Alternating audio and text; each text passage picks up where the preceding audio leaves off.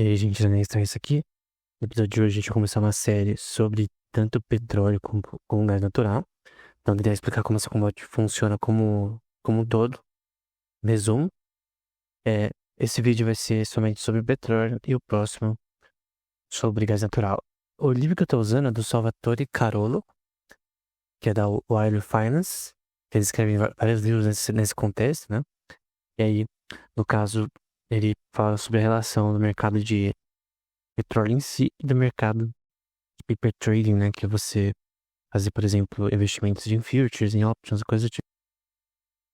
Bom, um ponto importante com relação a todo tipo de commodity é que o preço dessas commodities ele não flutua randomicamente, como coisas na física, por exemplo. Porque o que está envolvido neles são ações de pessoas, demanda, oferta, coisas do tipo. Então a gente tem aqui vários eventos em relação com o preço do petróleo. Por exemplo, aqui em 40 barril, em 1982, você já viu uma certa crise na guerra de Yom Kippur com relação a Israel e os aumentos que foram feitos por conta disso. Ó. A guerra do Iraque, o Iraque que hoje é um dos maiores fornecedores, acho que é o maior, na verdade, fornecedor de petróleo do mundo, junto com o Canadá e Rússia. E guerra de preços, questões da OPEC, guerra do Golfo, guerra do Iraque, ali no fim dos anos 90, praticamente 2000. Uma legislação dos Estados Unidos, né, chamada Clean Air Act, que fez também os preços subirem, a crise financeira de 2008. Então, todos esses eventos são importantes, e mesmo hoje, eventos como esses, por exemplo, o aumento do petróleo em 2002 e de gás natural, as relações de preço com relação a isso, foi por conta da guerra da Rússia e Ucrânia. Então, você tem que entender que a causa dos aumentos, essa volatilidade de preço, também tem a ver com eventos históricos. Não é só isso, mas isso tem que ser contado como algo importante. Esse é um exemplo do livro, eu vou deixar aqui agora embaixo. Tem também na descrição do vídeo, né, junto com os outros artigos. Eu vou colocando, conforme a gente vai progredindo aqui nas aulas, eu vou colocando os artigos de livros novos sendo citados embaixo, né. Então aqui tem o petróleo Brent e o da OPEC, e você vê a relação entre os dois. Tem vários tipos nesse contexto, tem o contexto do Texas, por exemplo, que é o WT, alguma coisa, por exemplo. É WTI, no caso, que é esse daqui. E aqui você tem, por exemplo, uma estrutura de mais ou menos como funciona, né? Você tem o mercado financeiro, hoje em dia, e o mercado físico. Então, você tem os consumidores, os que, com relação ao produto final, as refinarias, que a gente vai ver como funciona mais ou menos, o mercado geral de petróleo cru. Lembrando que quando você extrai petróleo, ele não está pronto para uso, né? Você não pode simplesmente pegar o petróleo da terra e pôr no seu carro. Tem várias fases de refinação que são relevantes. O petróleo cru em si, ele é inútil sem a refinação. E aí tem as empresas e países que produzem mais petróleo e que importam mais. Só que essa parte em cima é importante, porque essa é uma das partes que a gente mais é interessado aqui. Que tem um mercado financeiro chamado paper trading, em que as pessoas não se relacionam com o petróleo físico. Eles, por exemplo, fazem futures e options do petróleo, mas essas pessoas não têm envolvimento com o armazenamento de petróleo como é num cara de trading físico de petróleo ou de arroz ou de algodão. Então, esse setor é importante porque ele move grande parte do mercado. E esse livro, embora seja de 2011, ele fala bastante como já na época o envolvimento do mercado financeiro no petróleo é muito forte e até manipulando o preço do mercado, né? Então, por exemplo, aqui a gente tem a demanda por petróleo e a oferta. Lembrando que o petróleo nem sempre foi a questão de energia mais importante. Por um tempo, o carvão era a forma de energia mais relevante. Posteriormente veio o petróleo, né, lá para os anos 60 para frente do século passado. E aí ele vai falar aqui com relação a esse tema. Esses tickets de petróleo basicamente tem a ver com paper trade, né? Tem a ver com você usar, até hoje em dia não é mais papel, né? Você usar aplicativos ou seu software de fazer transações com broker, né? Então ele vai falar que no ano de 2008, a falência dos principais bancos, que possuem enormes quantidades de stickers, que no caso de financiamentos com relação a petróleo, de instrumentos financeiros de futures, de options com relação ao petróleo, obrigou-os a vender eles e que isso causou uma queda no valor desses stickers, portanto, no preço do petróleo. Então, o ponto é que o mercado financeiro ele tem um impacto nas commodities que é muito alto, porque quando você tem diversos traders ao redor do mundo, qualquer pessoa, na verdade, que tem acesso a um broker, uma conta num aplicativo ou num software de broker, né? Ele pode fazer transações em commodities, de futures e options, e ele vai ter relação com o mercado de petróleo físico também, porque, obviamente, você não está investido num petróleo que não existe. Então, o future de petróleo tem a ver com o instrumento financeiro que tem a ver com o sistema físico também. E aqui, eles falam o Brent, no contexto do paper trading, né, é agora negociado no mercado simplesmente por fins de investimento ou especulação financeira, para proteger o capital estacionando num local seguro durante um tempo determinado, né? Então você tem futures, por exemplo, de petróleo que você pensa que o petróleo vai cair ou descer, né? Se você fazer, por exemplo, uma call option, você pensa que o mercado vai subir, né? Uma long call, ou um long put, né? Que você pensa que o mercado vai cair. Então você pode tanto apostar que o mercado de petróleo vai cair ou subir, usando options ou usando futures, você pensa que o preço vai subir em um determinado período, caso o contrato tenha um preço fixo. Então, quando você pega uma option de petróleo, você está pegando, na verdade, um contrato que tem a ver com um componente físico com relação ao petróleo. Então, para lucrar com uma momentânea especulação. Então, você tem uma especulação no preço do petróleo, né? Normalmente fazem muito short no fim do ano, depois longs, né? No começo do ano, porque no começo do ano a gente viu anteriormente em outras aulas que as commodities tendem a subir de preço, né? Na virada do ano, no fim de janeiro. Pelo menos foi isso nesse ano, por exemplo. Aqui no caso é o petróleo físico versus especulação, né? Então você tem aqui a venda de petróleo físico e na ICE e na NYMEX, que são de commodities, né? Você vê que aqui os valores são muito maiores com relação ao paper trade. Então essa parte está dominando o mercado de commodities atualmente. Aqui um exemplo da CME Group, que é essa NYMEX que eles estão falando aqui, que a gente já viu anteriormente. E você tem aqui pro petróleo do Texas ali, você viu os futures com relação a shorts e longs, né? Então, pessoas estão pensando que o preço vai cair ou subir, e a relação de produção e outras questões com relação a isso ao longo do tempo, né? Então, nesse caso aqui, você tem um custo por região. Estados Unidos, por exemplo, no Canadá, na Europa, em questão de quantidade de petróleo no geral. A mundial em 2003 e 2005 foi 7,45. Aqui foi posteriormente 24,29, então sempre está crescendo, né? Nesse contexto. Então, em toneladas, né? Em relação à quantidade de petróleo geral. Milhões aí de unidades aí. Passou a mensuração.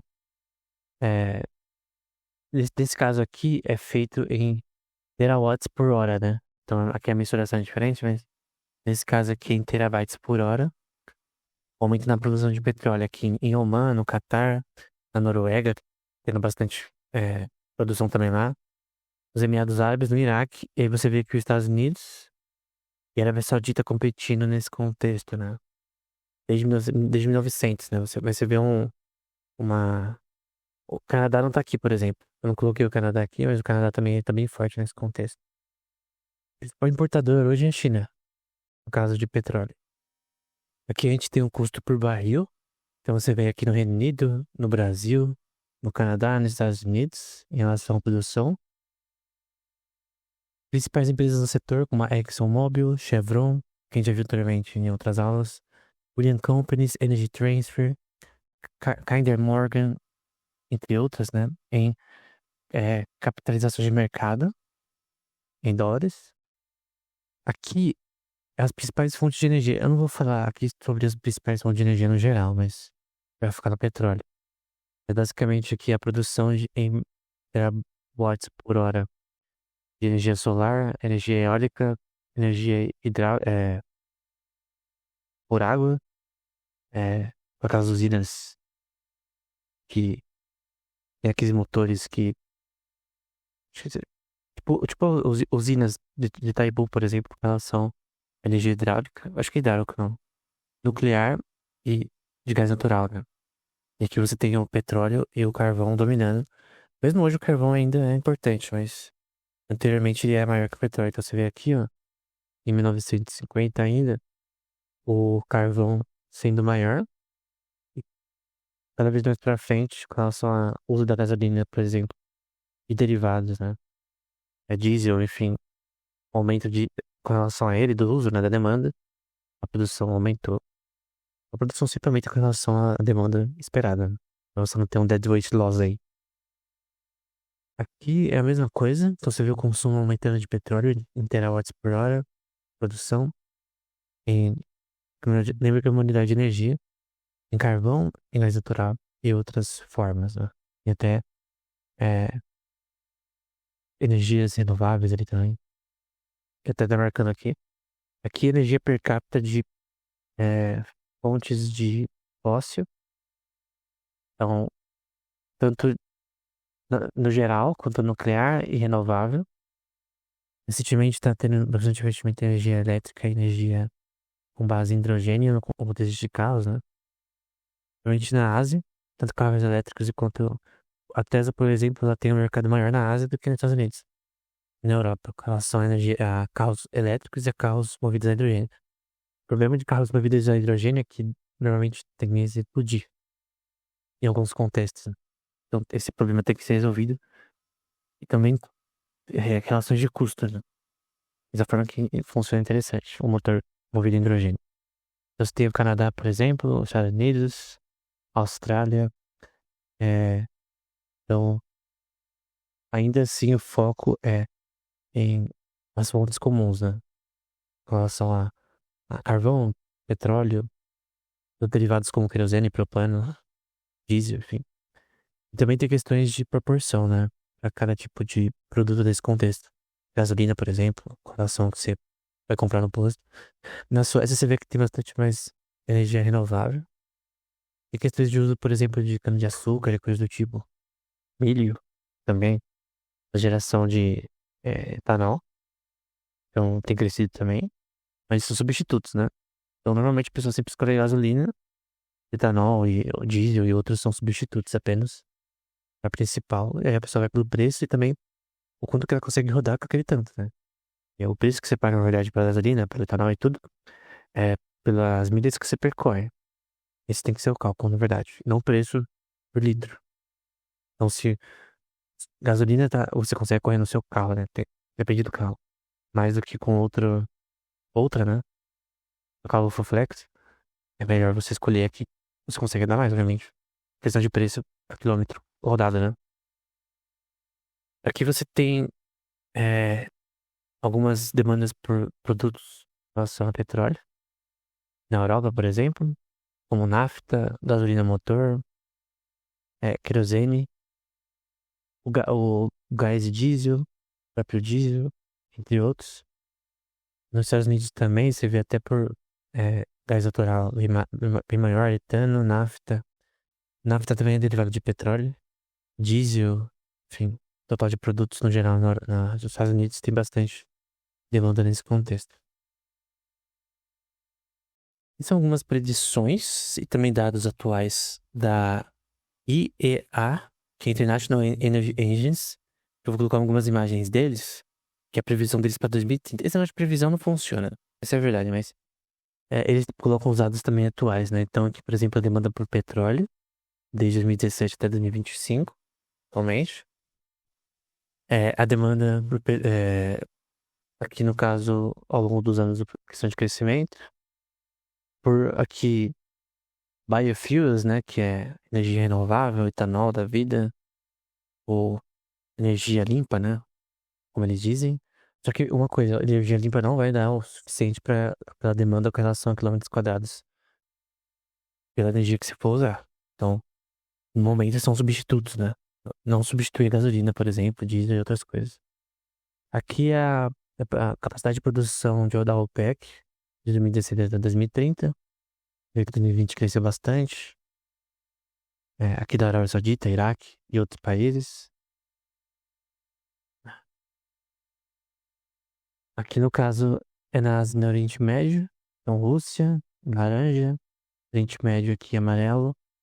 E na parte do Atlântico ali. Então, no geral, o Oriente Médio tá ganhando nesse contexto em questão de exportações de petróleo cru. E aí tem aqueles tanques petrolíficos, né? Que a gente viu anteriormente no curso sobre comércios marítimos. E também parte desse curso aqui, no contexto da aula, esse tema, gasodutos e mercado global de energia, né? Então, aqui, por exemplo, é a demanda por petróleo em relação ao PIB. Então, crescimento em demanda por petróleo e PIB aqui. Tem algumas predições também em relação a isso, sem substituição por outro derivado de energia. Basicamente, é isso. Então aqui a gente tem etano, nafta, gasolina e questões em relação ao crescimento e decrescimento com relação à demanda por eles. Então aqui de diesel, por exemplo, gasolina com diesel, em querosene, com relação a, por exemplo, PCX precisa de querosene, por exemplo, propano, entre outros tipos, em relação a foguetes. E no caso, aviões também, diesel. Acho que questão de barcos a gente viu anteriormente é mais diferente, mas também tá nesse contexto. Entre outros tipos de produtos, né? Como energia renovável, como produtos como etanol da vida, enfim. Então, por região, nas Américas, tem decrescido 2023 para 2030. Esse, na caso, é a previsão deles, né? Pode estar errado. Na China, um aumento, né? Por demanda por petróleo, Índia, etc. Né? Eles falam bastante bem Índia também. O PIB, milhas percorridas e demanda por gasolina, né? Então, em verde a gente tem a demanda por gasolina. E esse VMT é o quanto de milhas os veículos trafegaram. Isso aqui é muito importante, porque o preço da gasolina vai afetar, por exemplo, o custo de transporte de diversos tipos de produtos. Que aumenta o custo deles em si também. O custo de transporte, por exemplo, de eu enviar peixe de Santos para São Paulo, leva um custo que pode inferir também a margem do lucro de empresas no final, no varejo, por exemplo. Então, se o custo de transporte é maior para entregar produtos para uma loja, para o mercado, isso vai diminuir a margem em relação ao lucro possível das empresas e aumentar os preços. Então, isso é importante. Impostos também. Impostos é uma das partes mais importantes. A gente vai ver mais sobre esse tema posteriormente. Aqui no caso, veículos elétricos, né? A demanda por veículos elétricos em relação à demanda por petróleo. Então você vê aqui em amarelo a gasolina, a demanda por gasolina na China. Em azul claro, a demanda por gasolina nos Estados Unidos, por diesel. E assim sucessivamente, mas outras estão bem mais fracas, né? Números de voo comerciais, isso impacta no contexto de querosene. Eu creio que propano também. Então aqui você vê 2019, 2021 em verde. Você vê 2024 em vermelho aqui. O número comercial de voos comercial diário, né? Que aqui tá 120 mil. Parece que é uma média, né? Desde 2019 para 2024. Aqui esse NGL é de Natural Gas Liquids, que é associado a todo tipo de tipo de derivado nesse contexto. Não confunde com LNG, que é Liquefied Natural Gas, que é a forma que o gás é transportado de forma líquida de um lugar para o outro, em navios focados nisso. Então você tem aqui, por exemplo, entregas através de barcos, né? Com relação à China, dos Estados Unidos para a China, e a capacidade de consumo com relação à China. Então, além de ser um país com um tamanho em quilômetros quadrados bem grande, ela também tem uma demanda com relação aos carros que ela possui proporcionalmente ao número de pessoas, que é obviamente muito grande com relação a tanto consumo por pessoa, quanto por questões de transporte interior ali, né? Aqui é a demanda petroquímica mundial no inverde, questões de crescimento, né? Demanda por derivados como etano, nafta, gasolina, porque essa gasolina tá dando uma queda continuamente. E constantemente as pessoas querem substituir gasolina por outros produtos, né? Que sejam substituíveis, né? Então, sempre teve substitutos de gasolina, né? Sempre você pode colocar diesel, colocar etanol e coisa do tipo. E a questão é que tem sim uma relação de crescimento nesse contexto. Lembra que a gasolina é um derivado do petróleo. Não tem como você, por exemplo, fazer paper trade de options ou de futures no mercado de ativos, né? De investimentos em gasolina, por exemplo, em querosene. Pode investir em empresas que fazem esse trâmite, né? De repente fazem a refinação e tudo. Mas o ponto de vista é que todos esses materiais aqui são refinados. Então, a demanda por refinar a gasolina caindo, você foca em outros, né? Então aqui é PIB, demanda por petróleo e por não derivados de petróleo. Opções de substituição, né? Então, com relação à gasolina, a gente vê aqui não é um decrescimento, né? Mas também, você vê aqui que é bem assim. Não tem uma mudança tão grave assim com relação na China, né? Demanda por gasolina. Mas você vê que o diesel também é usado, nafta, etano, em outros tipos de coisas, gás natural, enfim. O gás natural é muito importante, principalmente na Europa, né? Países que têm uma temperatura muito baixa em alguns meses do ano, como a gente vai ver. Isso afeta também esse mercado. Aqui, no caso, é na Índia. Então, crescimento e eletrificação de passageiros na Índia. 2015 e a projeção para 2030, né? Até aqui são dados factuais atualmente, né? O resto é projeção. Normalmente eles erram em projeção. Então esse azul é os carros elétricos. E aqui esse EV Share é a quantidade com relação à proporção desses carros. E eles estão prevendo um aumento, né? Depende, porque é difícil você saber a demanda futura por alguma coisa. Todos de fato gostam de carros elétricos totalmente. A maioria pode comprar carros elétricos. A questão é, eles são mais baratos, eles são mais eficientes em relação ao custo por milhas rodadas. Porque a questão aqui, ó, por exemplo, a gente quer saber se os carros elétricos ele têm custo-benefício com relação a milhas rodadas, que é esse VMT, que é melhor que a gasolina, que é melhor que o diesel, que é melhor que derivados. Se, por exemplo, um Uber não puder ter um custo-benefício de usar no caso, o carro elétrico ao invés de gasolina, se isso não baixar o custo dele, ou carros movidos a hidrogênio, ele não vai usar. A questão, quantas milhas você consegue andar com essa fonte de energia, né? Esse é o ponto central. Produção no México, em certas regiões, como Cantarell, KMZ, são regiões que contêm petróleo confirmado. Então aqui é Intrion, Ahayatsu, Pit, Yamoka. Reservas no Canadá, como a Keystone, Trans Mountain, Enbridge Mainline. Você vê aqui que a Enbridge Mainline é a principal. Eles estão prevendo aqui o crescimento com relação a isso. E sempre estão achando novas também, né? Novas áreas que tem petróleo. Tem toda uma forma de estudo geológico para saber isso. E a gente vai ver isso posteriormente com mais detalhes na aula de gás natural. Aqui no Brasil, em Mero, Sépia, Búzios, Tupi, Base, Itapu e Baixalau. Pode ver historicamente onde ficam esses lugares no mapa. Em Ara também. Mas aqui Búzios é o principal junto com o Base. E Tupi, né? O Tupi.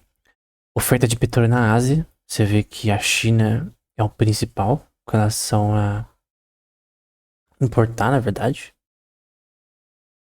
Só que também, nesse caso aqui tá falando de oferta. Tailândia, Austrália, enfim, Vietnã. Demanda de diferentes derivados, novamente. Produto de demanda por região, aquela questão de conhecimento, né? como etano, nafta, querosene, diesel e outros produtos, né? Gasolina caindo.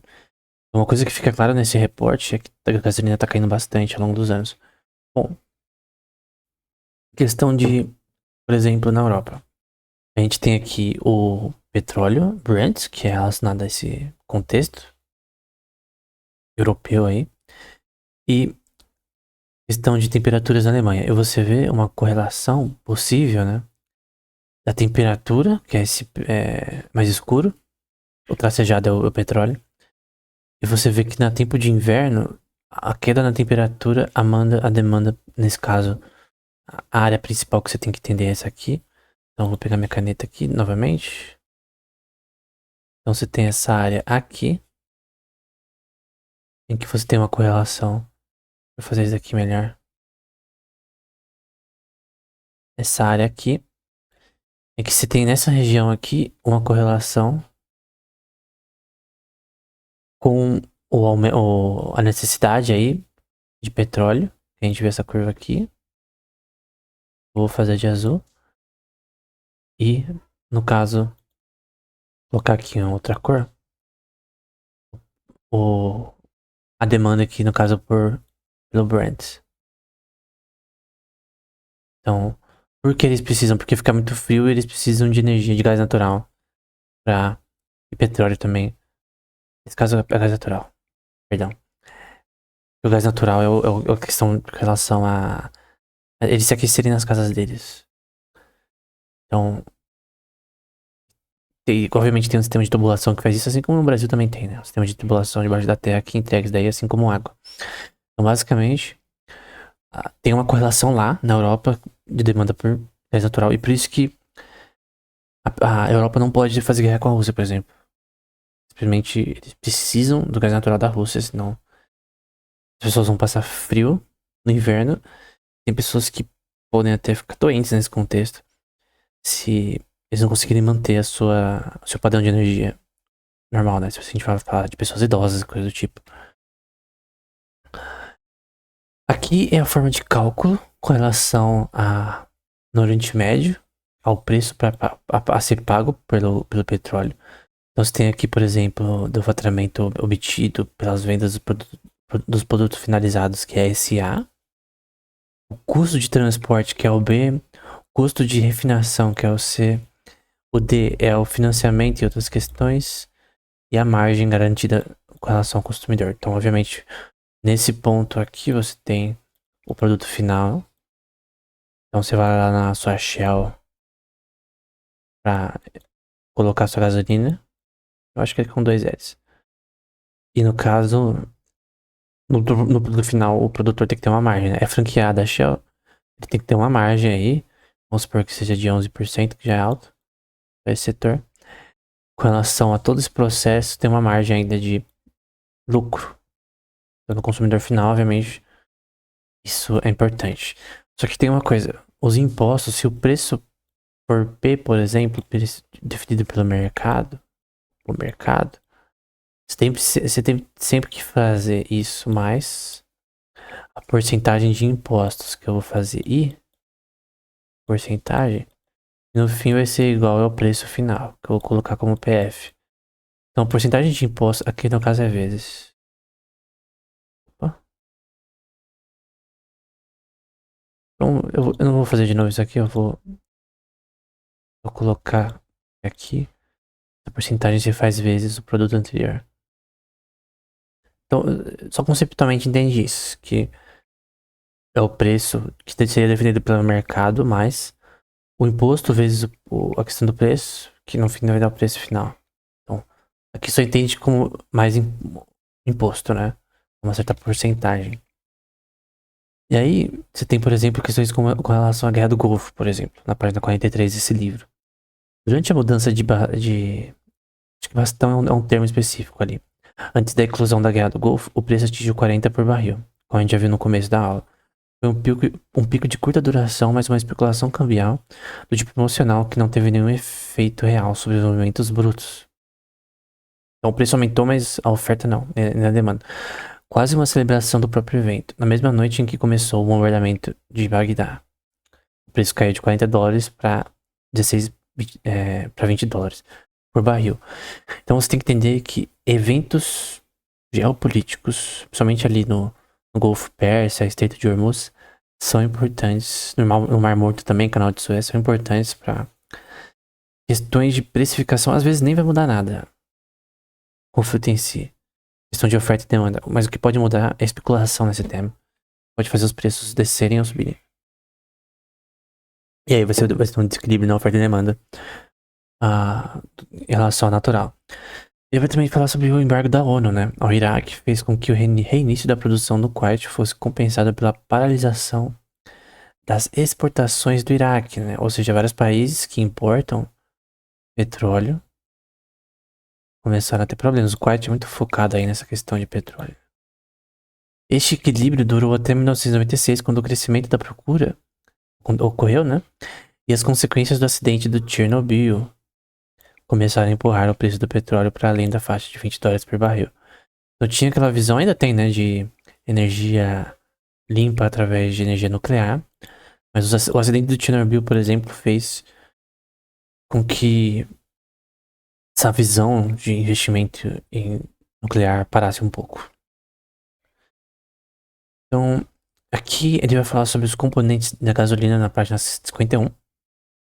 Essas coisas a gente vai falar posteriormente, sobre isomerização, aditivos usados, alcalinação e coisas do tipo.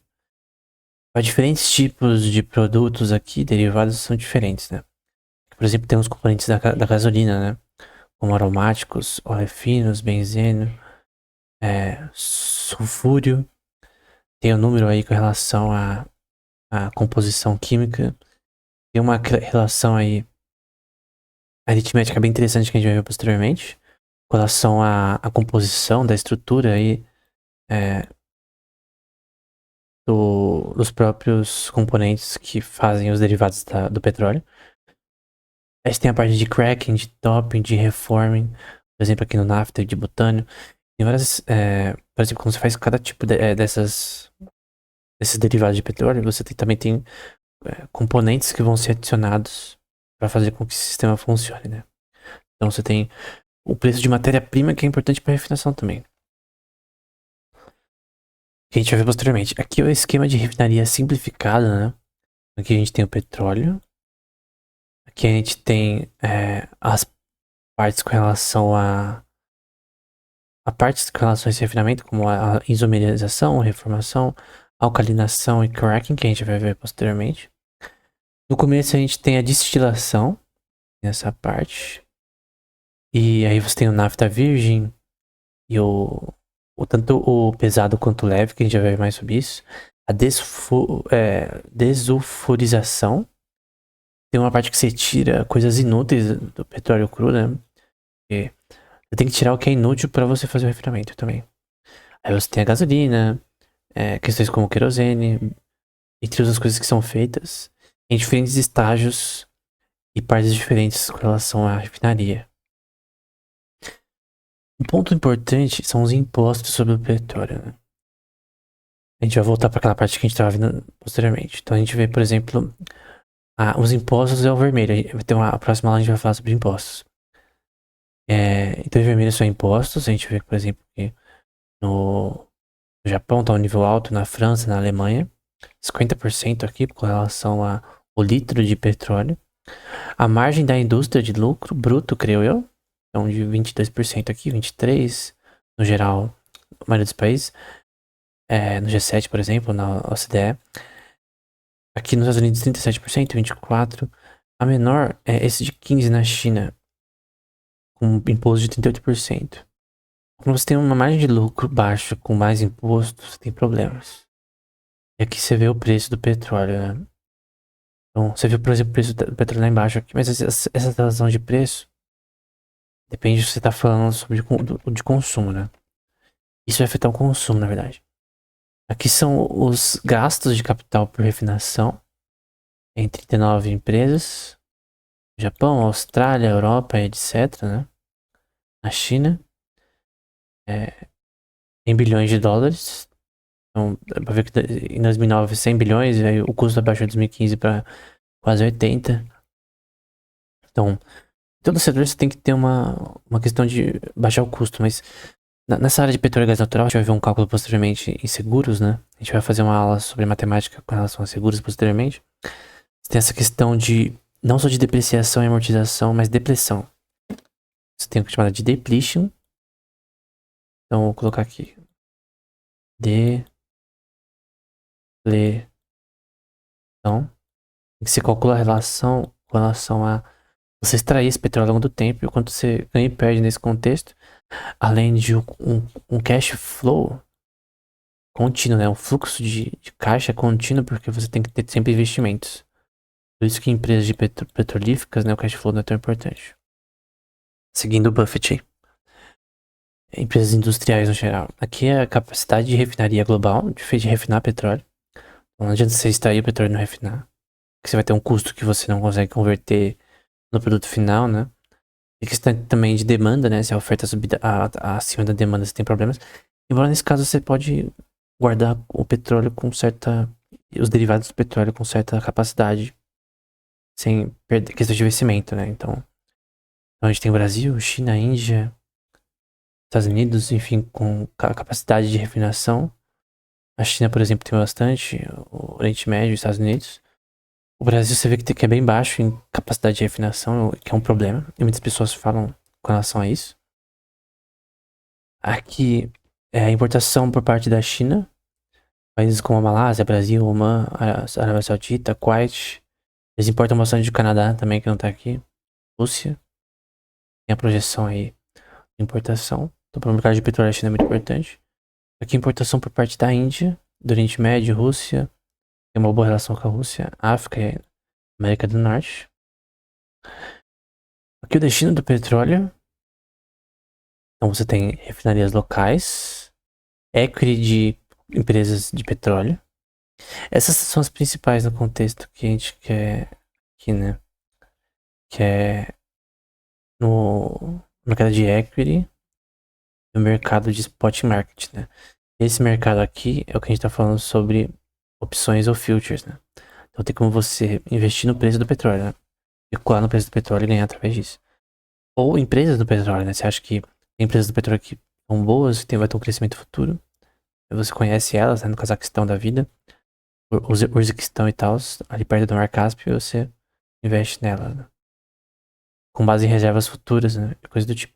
O principal nesse setor é reserva, né? Quanto um país tem de reserva e o quanto ele pode produzir, porque a demanda existe, sempre vai existir com relação ao petróleo. Ela é inelástica. Então, as pessoas precisam de petróleo, os derivados, né? Gasolina, diesel e tudo, coisa do tipo. Não importa o que.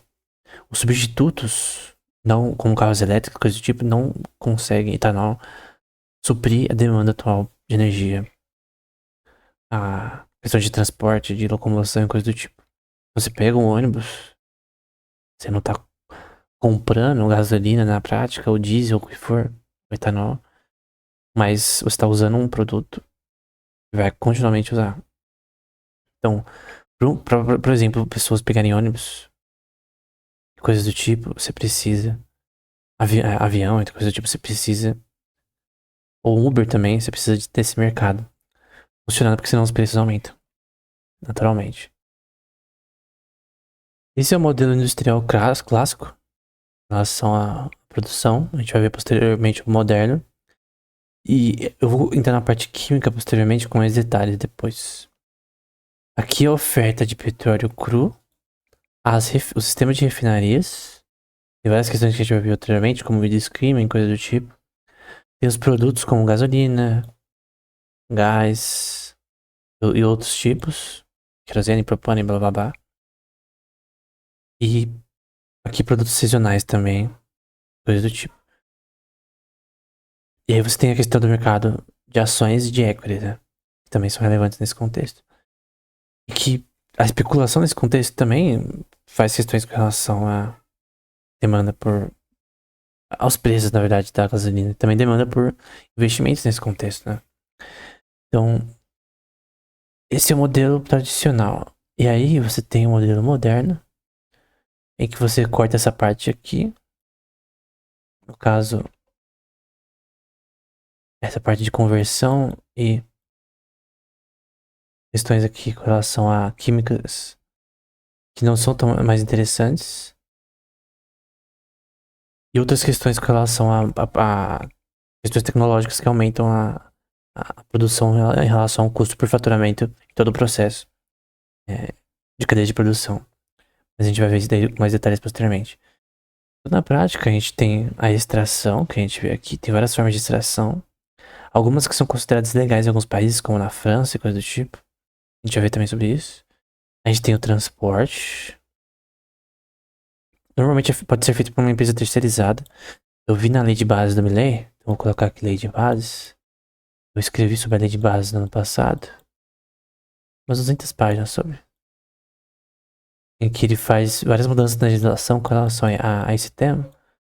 Principalmente permitir empresas terceirizadas de fazerem serviços de transporte. Porque na Argentina, anteriormente, uma empresa nesse setor não poderia contratar uma terceirizada para fazer transporte ou outras partes. Você pode falar, mas por quê? Porque a legislação é idiota, né? Por que você acha? Não poderia fazer uma terceirizada. Mas quando você terceiriza, você tem uma redução de custo. Você tem que ter uma empresa terceirizada, um terceiro que faz isso daqui, ou algumas partes dessa com relação a isso. Até de repente uma empresa focada em refinamento, uma em extração e outra em transporte. Pode ter isso também. E você tem assim uma margem de lucro maior por parte das empresas. E no fim uma margem menor para o consumidor. Porque como é um produto inelástico, mesmo que seja um produto inelástico, essa margem abaixa os preços. Então, visualmente, você tem o óleo cru, petróleo cru aqui. Tem vários tipos de petróleo cru. Você tem uma câmera de destilação chamada Tower, né? Que você tem separados em várias temperaturas. Deixa eu trocar de cor aqui. Em várias temperaturas. Essa cor aqui ficou meio... Em questão de tipo de coisa que você vai fazer. Então, gás natural tem que ser numa certa temperatura. O nafta, lembrando que tudo que a gente tá falando aqui é sobre hidrocarbonetos. Então, a maioria... Petróleo, em geral, é feito de carbono, no hidrogênio. E isso é importante nas fases aí com relação à refinação. Então, nafta, gasolina. Aqui já tem o reformer, que a gente viu anteriormente. Questão de alquilação, ou alcalinização. Tem o querosene. Tem o diesel. Aqui no caso, você tem outros tipos aqui, como o petróleo que é mais pesado. Lubrificação. Mas o ponto é que você tem vários tipos, não só esses, como propano e outros. E outras partes também que são associadas e também... porque isso aqui é a primeira parte, na verdade. Isso aqui vai passar por outras etapas que também vão ser importantes nesse contexto. E aí, antes de a gente entrar nessa parte, tem a questão de contratos de petróleo. Então, o que é importante no contrato de petróleo? Quando você, por exemplo, vai fazer um future no mercado de transações de investimentos de petróleo, você vê somente a quantidade por contrato e o tipo de transação que você quer fazer. Se é um future ou uma option, por exemplo. Você quer fazer um short selling petróleo, né? Você acha que o petróleo vai cair, você vai fazer um short, que é um long put, né? Então, quais são as características de contrato normal de petróleo? Porque você trabalha numa empresa portuária, né? Primeiro, os detalhes de transação. Quanto de petróleo você vai ter, ou os derivados de petróleo, como que vai chegar isso daí, data, enfim. A característica do produto que é chamado de grade, quantidade, forma de entrega, a forma de recebimento, que é chamada de free on board, o CFR, que é o custo de transporte, que aí a gente viu sobre no Baltic Index, por exemplo, que é um índice de custos de fretados. Não sei se a frete também pode ser visto como fretado. Baltic Index. O custo com relação a...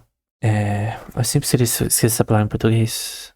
Seguros. Seguros, que é insurance.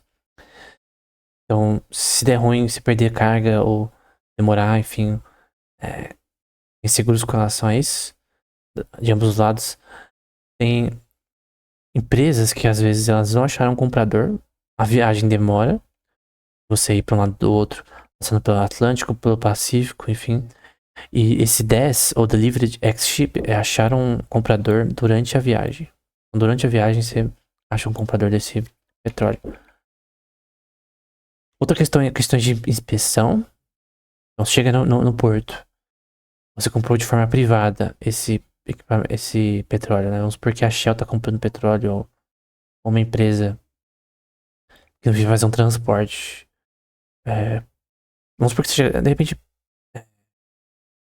como a gente tá falando de petróleo cru, por exemplo, vamos supor que vai ter refinação ali no próprio país. Aí, no caso, vai fazer inspeção, ver se tá tudo certo, ver com relação a questões de qualidade química do produto, nominação do tanque, no caso da embarcação que tá levando isso daí.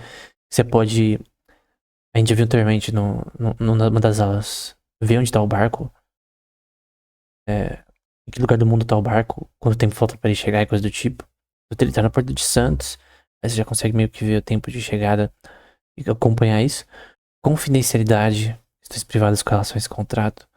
Tempo associado ao recebimento desses cargueiros diferentes, que é o lay time, em diferentes portos, que é chamado de demurrage, que é compensação caso haja uma demora no descarregamento da carga. O caso o cara que tá entregando pagar mais, um pagamento de uma taxa a mais com relações. Jurisdição e leis da região, que pode ser diferentes, também tem leis internacionais. Eles têm uma coisa que eles colocam aqui na página 107, que é o Price Lock Hedging. Hedging é uma forma, por exemplo, de... vamos supor que eu sou um trader de petróleo, e eu tenho tanto trade com relação a estoque físico, com relação a especulação desse estoque físico, também pode ser com relação a futures que você faz, mas essencialmente você tem uma relação também no mercado físico e também do paper trading de petróleo. E aqui você tem o tempo, por exemplo, fevereiro e março. Tem a venda física aqui. Você tem o preço em si, você tem aqui, no caso, uma queda no preço ao longo do tempo. É a venda física. E você tem a questão de especulação com relação ao preço, né? E, obviamente, para um produtor, ele quer vender pelo preço maior, o melhor preço possível, se possível, o maior possível, que não afete a demanda. E o comprador pelo menor possível. Isso é BDS da vida. Aqui, por exemplo, tem duas vendas físicas com preços diferentes. A questão é, que dinâmicas de especulação de você, por exemplo, segurar o petróleo por um tempo para você vender, para você ganhar mais lucro. No caso, eu poderia fazer uma questão assim. Você tem um crescimento no preço, então aqui é preço, aqui é quantidade. Vamos supor que em vez de eu vir aqui, eu na verdade venho aumentando o preço com uma quantidade assim. E aí, bom, vamos supor que eu tenho essa quantidade, na verdade, em estoque, mas eu quero fazer que o preço seja maior. Eu quero fazer uma especulação nesse contexto. E se as pessoas aceitam, ou pode ser esse preço aqui, por exemplo. Então, você tem uma curva com relação à especulação em relação à quantidade produzida e tempo de você segurar esse petróleo. No caso da venda física, né? É chamado de contango, que é onde o preço do Brent, por exemplo, de hoje é inferior aos dos meses subsequentes. Então o preço é menor antes. Essa é a situação clássica que o preço espera-se um aumento. E tem o que é chamado de backwardation, onde o preço do petróleo é superior ao dos meses subsequentes, né? Então, ele tá alto depois desce, como a gente vê, por exemplo, aqui. Nessa situação prevalece pessimismo e o mercado espera uma queda dos preços, porque obviamente é um mercado inelástico, né? Não tem tanta elasticidade, porque as pessoas precisam de gasolina, de diesel, propano, querosene, não importa o que. E a gente tem o que é chamado de market squeeze. Mercado de options, por exemplo, aqui de futures, em que você tem uma ação no mercado de investimentos, hedge funds e coisas do tipo, setores bancários, enfim, bancos de investimento, que podem fazer especulações no preço de petróleo e seus derivados e criar um aumento no preço ou baixo. Você pode tanto fazer short como longs O long você espera que o preço aumente, o short você espera que o preço abaixe, pode gerar um market squeeze. A demanda e a oferta não mudou. O que mudou é a especulação com relação a esse mercado em paper trading. Hoje feito de forma eletrônica, obviamente. Qual a definição aqui? Eu peguei uma definição do Wikipedia. É um short squeeze é um rápido aumento no preço de uma ação devido principalmente ao excesso de short selling de uma ação. No caso, não é a ação, é da commodity. Então, eu tenho aqui, por exemplo, petróleo, pode ser trigo, pode ser qualquer um. E muitas pessoas fazem short selling, muitas pessoas acham que o preço vai cair. Eles vão pegar put options, né? Vou comprar puts. Eu quero fazer um long. A gente já ensinou isso aqui anteriormente, então eu creio que você tá vendo essas aulas em ordem, né? Eu já expliquei esse tema. Então eu tô fazendo uma long put. Então eu penso que o mercado vai cair. Vamos supor. Então eu penso que o mercado vai aqui pra baixo, nessa região. E vamos supor que muitas pessoas fazem isso. E a gente viu no site do CME Group que isso é. A gente vê na maioria desses assets short selling. Isso pode mudar o preço. E aí existem questões, por exemplo, de capacidade. Aqui, quem já falou anteriormente também, a capacidade de refinação europeia, demanda, margem de refinamento, capacidade americana, no geral, de 2000 até 2010, que tem aumentado. E aí você tem a questão de comparação com relação ao mercado financeiro em petróleo e uma refinaria padrão. Você vê que a margem é muito inferior em relação à margem de fazer trading dessas commodities, né? Tem uma pessoa que talvez ela nunca tenha visto petróleo físico na vida, mas ela especulou toda a vida no preço do petróleo. Seja usando technical analysis ou fundamental analysis, seja trabalhando num hedge fund ou num banco de investimentos, enfim. Então, você tem diferentes margens para diferentes produtos. Tem custo diferente para cada produto, de refinamento, de transporte, enfim, demanda, deadweight loss que você não consegue vender, enfim. E aí, aqui a gente tem uma... Acho que aqui a referência tá errada. A referência é essa daqui, dessa imagem que eu tô colocando aqui. Então, basicamente, esse é um exemplo que a gente vai ver posteriormente na aula sobre gás natural, né? É um exemplo básico de reserva de petróleo. Que você tem aqui petróleo, gás, e depende da formação rochosa, tá?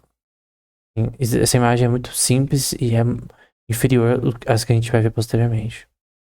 Mas basicamente você tem uma estrutura em que o petróleo está debaixo da terra. Você tem formas de encontrar isso daí, estimar reservas, coisas do tipo. Às vezes em forma de gás, às vezes em outros tipos de forma.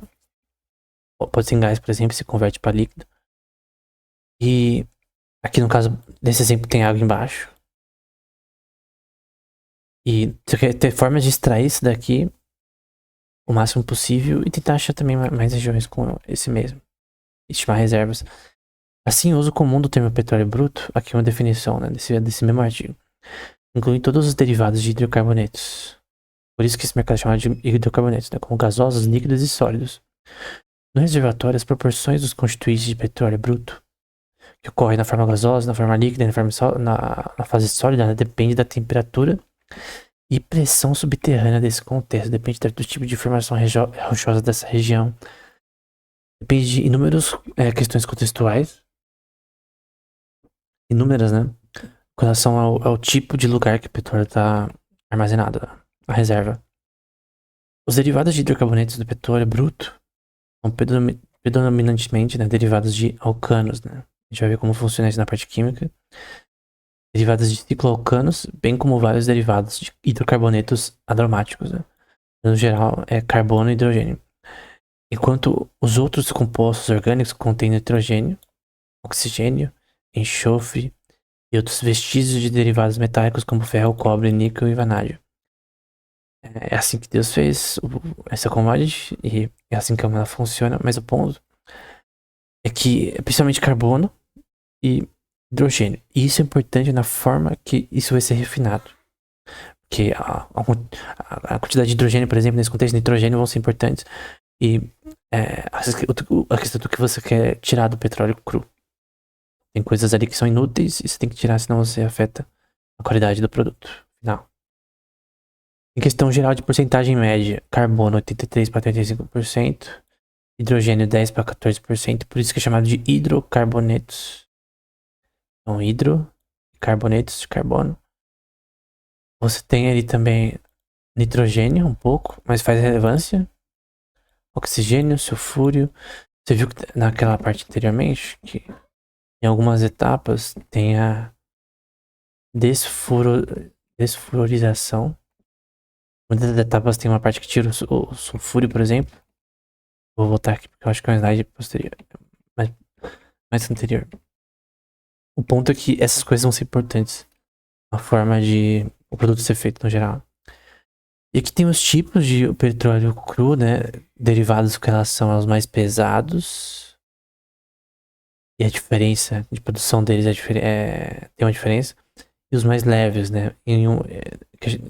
Calculado com uma coisa chamada API Gravity. Entre outras questões aqui, né? Como Turn Count e Sweetness. Obviamente não tem a ver com ser doce. Aí você tem, por exemplo, essa fórmula.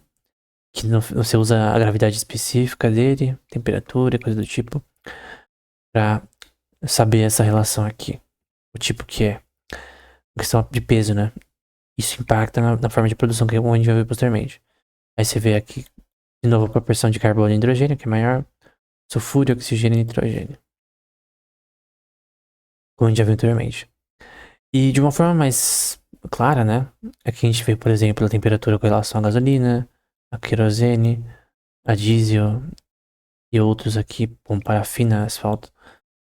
Enfim, e a temperatura difere em relação à refinação e fica em compartimentos diferentes. Por peso. E temperaturas diferentes também. E aqui você tem o ponto de ebulição de cada uma. Claro que é 600 graus já. Todas já percorrem isso daí.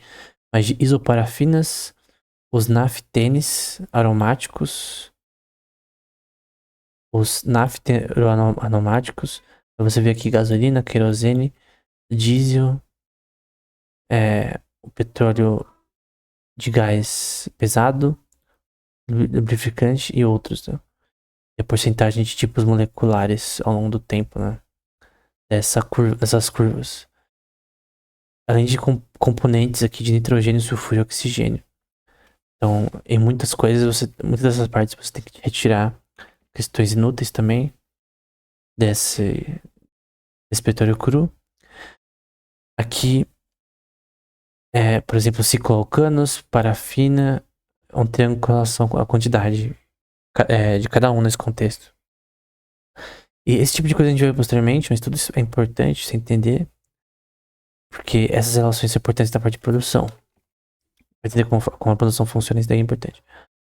Aqui, por exemplo, em Fahrenheit, em Celsius, o ponto de ebulição de nafta, gasolina, nafta pesada, querosene, um tipo de gás, petróleo a gás, petróleo de gás pesado, lubrificante, a vácuo, enfim. E tudo isso, na minha opinião, pessoal, é importante para você entender trading dessas commodities. Então, eu lembro que eu li um livro, não sei se foi há 2 anos atrás, sobre trading de commodities, né? E uma coisa importante desse livro é que ele fala sobre todas as commodities. Então, foi ali que eu vi pela primeira vez o termo LNG, né? Relação ao gás natural. Pela primeira vez que eu vi certos termos, relação à indústria de petróleo e outras commodities, né? Ouro, prata e coisa do tipo. Mas o ponto é que se alguém quer especular no preço do petróleo, você pode também usar technical analysis, mas essas flutuações, elas também são feitas por questões sazonais e questões do mercado que você tem que conhecer. Questões geopolíticas e coisas do tipo. Então, quando alguém faz um swing trade de options ou de futures com relação ao petróleo, ele tem que conhecer não só esses dados. Esses dados são importantes. É importante para você ter Technical Analysis é como se fosse uma 5% do mercado de ações de curto prazo. 5% é Technical Analysis, o resto é Fundamental Analysis. Essa é a minha visão pessoal. Então, tem que saber também entender essas questões de volume, questões relacionadas à média, o moving average com relação a esse tema. Pode usar as diversas ferramentas de Technical Analysis que a gente já viu anteriormente, mas o ponto é que você quer entender principalmente que esses aumentos de volume de transações têm a ver com as ações de pessoas. E se você entende a dinâmica das ações das pessoas nesse mercado, os players, principalmente grandes no mercado, que movem o mercado, você vai entender como fazer options ou futures. Eu prefiro futures nesse contexto. Então, o conceito central é: eu conheço essa commodity? Se não, então não tem como você investir nela. É isso. Próxima aula vai ser sobre gás natural. Embora, antes disso, eu quero falar um pouco sobre curvas de impostos aí. Então, eu não vou voltar direto na aula 42 com esse tema. Mas era isso, até o próximo episódio.